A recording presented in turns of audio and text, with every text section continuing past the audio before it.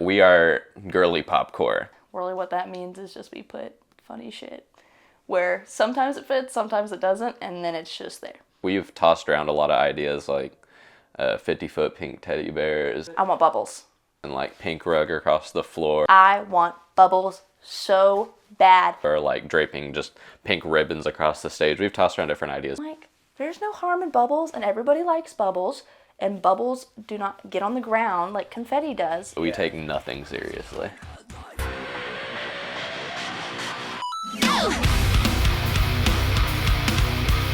We made this band with some of our friends, Tyler and Tanner. I think I was like 13 or 14, and I think Taranis was like Celtic god or something, like lightning and thunder, and then it just stuck. We didn't really have an established brand. We just were what we were, and we changed it up so many times. We were a grunge cover band, and then we started doing originals, and they were alt rock. They weren't like even metal at all, and then our music started to sound more like 2000s butt rock, you know, Creed type stuff. We were doing so many different things at once. Like once we decided we're gonna do metal music, that's what we're going with. We're gonna lock in on that.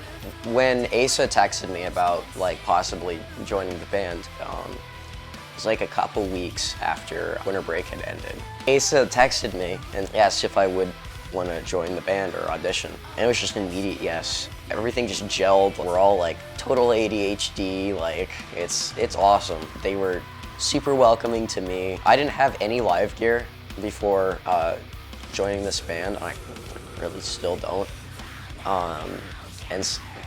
So Asa was like, just use the second input on my quad cortex. I'm like, okay. They've been open to like me creatively as well. I can't stress enough how awesome they've been. I was friends with all of these people before I joined the band, so whenever they asked me to audition and stuff, I told them, of course, I would do it. I played quads for 4 years, and that was amazing.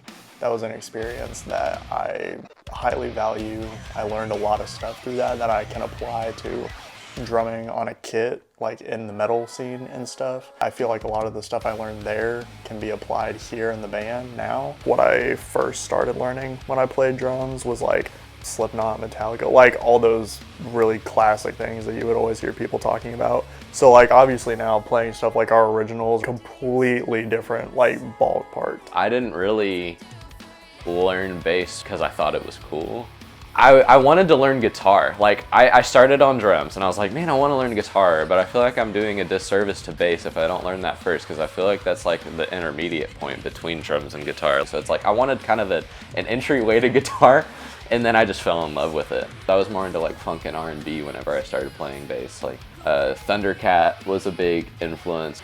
Victor Wooten, Marcus Miller, just like the slap bass players and the double thumb bass players. I take a lot of that influence into our music now, and it's like all metal. So there is something to be said about screaming and singing. Like, you do have to be careful because, you know, you can fuck up your voice. People do it all the time. It's scary to get into it, especially if you've learned how to sing and you've learned how to do everything. It's like, I've been told I'm never supposed to do that. I had vocal coaches, they're like, you better not learn how to do that, and then I did, and now I'm here. Vocal fry is something that is, at least to me, a lot softer. I don't use it very often.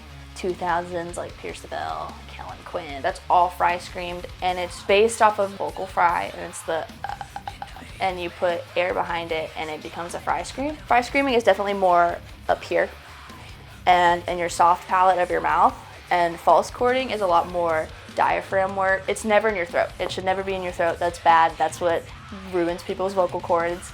False chording is the sound that comes from you just going, ugh, like that. To me, it's a more powerful scream. You know, you put a 16, 17-year-old girl, you don't think she's gonna do anything. And she sits there and she yells at you, and you're like, whoa, hey, I don't know where that came from. I feel like anybody we've ever played with, whether they're a small local band like us or like a bigger touring band that we've played with, I feel like they're all very accepting, they're very supportive, which really means something. I mean, if you think about a lot of those kind of bigger bands like Entheos that we've played with before, we got a lot of like high praises from them. So I feel like people look at us and they're like, hey, they're doing something different, but they're good at it.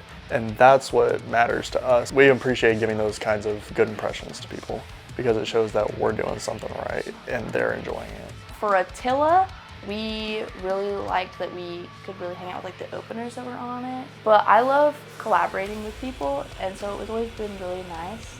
And with Edfios, she's also so nice, and it was just such like a nice like people remember people, and you can learn a lot from them. Is what I found, because I mean we're younger. The oldest one in this band is like 20. Like it's just really nice to hear from people who have been in the industry a little bit longer when we're kind of sheltered right now.